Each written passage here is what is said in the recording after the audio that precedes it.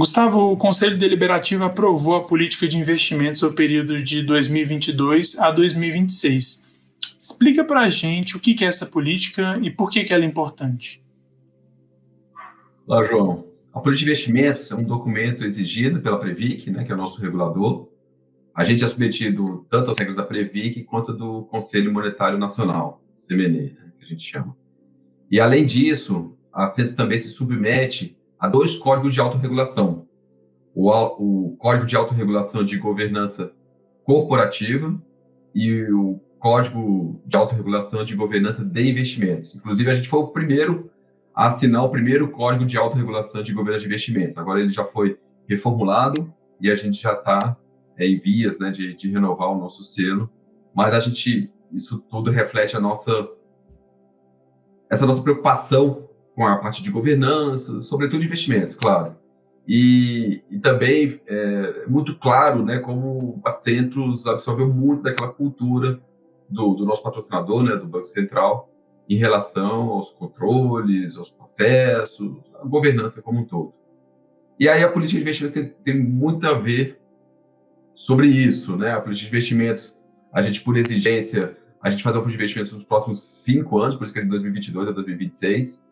Ela é revista anualmente, todo final de ano a gente aprova uma nova política de investimentos de forma ordinária, né? Porque a gente pode, a qualquer momento, se o Conselho Deliberativo entender, fazer uma nova política de investimentos, caso mude alguma coisa significativa e a gente precise fazer alguma alteração mais significativa na gestão dos investimentos. A política é um documento, está lá no nosso site, é importante que o participante acesse, depois tire suas dúvidas e confira como é que ela funciona.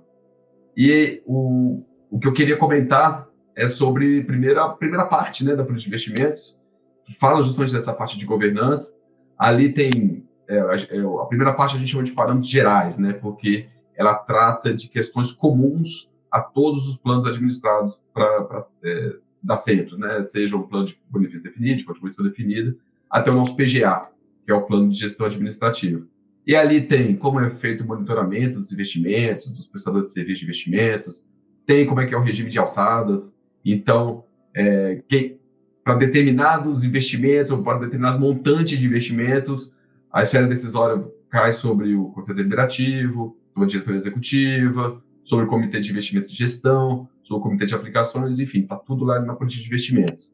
Além disso, ainda tem os limites de risco de mercado, de liquidez, de crédito, enfim, é quase como um manual que explica um pouco de tudo isso, e acho que isso traz segurança, né? Isso traz uma confiança grande de que realmente a gente já tem tudo mapeado, né? Tudo já devidamente controlado e monitorado no que se refere a investimentos financeiros.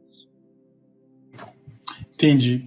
E como essa política ela se traduz em investimentos na prática? Como é que é esse processo? Acaba que, na prática, a gente vai falar mais da segunda parte da política de investimentos, né? Então, depois que você fala de toda essa parte de governança, controles, limites de risco, a gente começa a entrar na política de investimentos com o nosso cenário macroeconômico. É um cenário que a gente desenha para os próximos 5 anos. É até uma tarefa bem desafiadora você fazer um cenário macroeconômico e de mercados, né? Aqui para nossa realidade doméstica, na realidade aqui no Brasil. Mas a gente tenta traçar como que a gente imagina que os mercados vão se comportar nos próximos 5 anos. Claro que com ênfase maior no próximo ano, já que a gente, depois de um ano, vai fazer uma nova política de investimentos. A gente tem ali algumas variáveis que a gente faz projeção, e aí a gente entra no nosso processo de investimento em si. Então, normal que a nossa área está sempre em contato com o mercado, é importante a gente ter esse contato com o mercado, até para entender o que o mercado está pensando, o que está nos preços dos ativos, dos investimentos, a gente também entender o que tem de instrumentos disponíveis para a gente atingir os nossos objetivos, incluindo a nossa carteira, ou às vezes até substituir alguma coisa. E aí a gente vai, dentro da política de investimentos, começa a tratar de plano a plano, né? Então a gente faz para cada plano, como eu já falei, o plano de benefício definido, ou o plano de contribuição definido, ou o PGA, a gente tem uma carteira de investimentos distinta, e para cada plano a gente faz o que a gente chama de macroalocação de investimentos. Então a gente define quanto que a gente quer, a gente chama de alocação-alvo. Qual o percentual do patrimônio daquele plano, ou a gente chama de recursos garantidores, né, daquele plano, a gente vai colocar em cada tipo de investimento, renda fixa, renda variável, estruturado, e aí a gente coloca ali no plano de investimentos qual que é o alvo, qual que é o norte, né? Claro que, assim, a gente varia ao longo do tempo de acordo com as condições do mercado, não dá para a gente ter uma posição estanque durante um período tão longo, nesses 5 anos. E lá tem os limites também, então, se a gente tem um alvo, vamos supor, para determinado segmento de 50%, a gente pode variar para um limite mais de 70%, um limite mínimo de 30%, enfim, tem tudo lá na política de investimento. E ali também a gente ainda trata, segmento por segmento, quais são os instrumentos que a gente usa, quais são os objetivos, por que a gente usa aquele investimento. Enfim, é muita coisa interessante para o nosso participante ler, entender e perguntar, trazer suas dúvidas para cá. Então, reforçando aí, a política de investimentos está no nosso site, então é só acessar. E se tiverem alguma dúvida, podem colocar aqui perguntas que nós vamos respondê-las. Obrigado. Obrigado.